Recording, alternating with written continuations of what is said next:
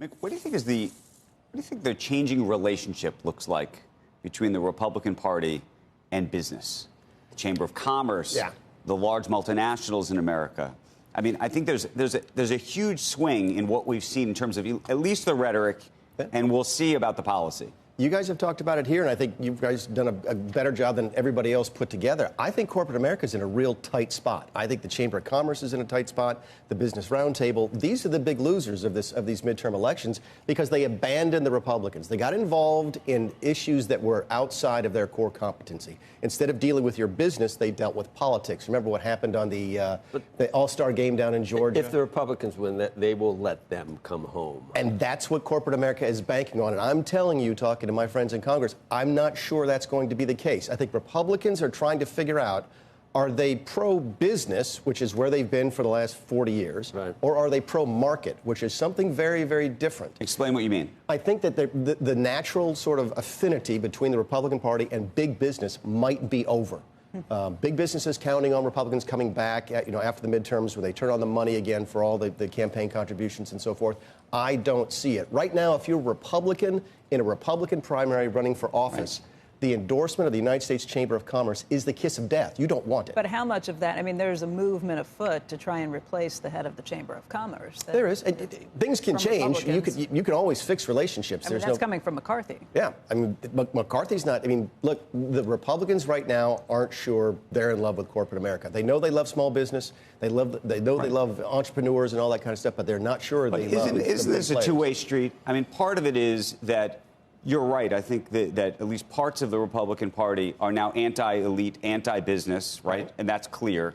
But on the other side, as a result of that, but even more so, maybe as a result of what you might describe as the MAGA portion of GOP, business, which has historically been on, or at least thought of its side itself. We talked about character yesterday when it comes to Barry Diller and the like, and truth and everything else. I mean, one of the reasons that advertisers have been pulling back from Twitter over the last week, with Elon Musk now on that owning that platform, is because they're anxious about lies. They're anxious about truth, and that being associated with things. It's the reason why Nike abandoned Kyrie. It's the reason that there are things happening in the MAGA side of the party that I think for business, which historically has tried to be what they call brand safe, they get anxious about it. Andrew, I get that. And I think for good reason, fair enough, fairly. I get that. I can see part of that, but I don't think this is a MAGA thing as much as it's something bigger than that. Go back to what happened in Georgia. Big business got involved in Georgia when they changed their voting laws. The Democrats decried it as being Jim Crow 2.0, okay? Yep. And business turned on Georgia and encouraged, I think, the All-Star game to leave the state, right? It turns out the voting in Georgia is exactly what the Republicans said it would be, which is it's through the roof. It was never going to be Jim Crow 2.0, and big business turned its back on the Republicans on something that is not, it's outside of their area, right? It's not corporate America's business as to what the local voting laws are. That's politics. That's not business. And when they got outside their realm and picked sides, politicians remember that. It's just human nature. I mean, if I did something really nasty to you last week, is it going to change our relationship going forward? It absolutely is, and I think that's where they are. Can it be salvaged? Sure, any relationship can be. But right now, the big loser tonight, I think, is corporate America. I don't see any situation where any of these organizations end up with the fringe side of the left. I mean, they'll be without anyone at that point. Sure, but I think that maybe they had always been with Republicans. They never were with the fringe side. And never will be. No, and they never will be. They never will be. So then they'd be just nowhere. I think they may be one of the few groups in D.C. who don't have very many friends right now. Right. Do we believe predicted? Because it is interesting. New Hampshire still looks like it's. I think it's 60-40 Hassan. Georgia, though, is 60-40 Herschel Walker, which is shocking. Yeah, predicted is wrong in New York. I talked to Zeldin. And Zeldin, that's 80-20 for Hochul.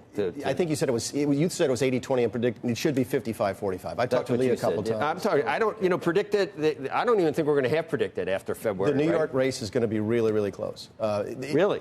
It's not a. You don't think it's 80-20? You think it's 55-45? No. I think it's a coin toss. I've talked to Lee, and Lee is not prone to hyperbole. Lee is a down to earth kind of guy. I've known him for 10 years. And he's like, look, Mick, we've got really good polling data. Shows, what we're talking about is winning. If he does win, that's an indication of a red wave, the likes of which we've not seen since 2010. Because what it means is that traditional Democrat voters are willing to change over crime and the economy. When you're in this business, you're always looking for, how do I get the independent to vote for me? No, and there's an argument that maybe New York has moved, too far left, and we'll see whether that's the case. But the question is whether New York is its own idiosyncratic situation relative to some of the other states. No, I think crime is a real issue. And crime is one of those things crime is a real issue. No, I'm saying about some of the other sort of, if you look at some of the other states that have not struggled with the criminal situation that New York has. Oregon's race is weird because they've got a third party in that governor's race. Yes, the Republicans have a chance. It's been a long time. It's not the same as here. But it still would be a Republican governor in Oregon.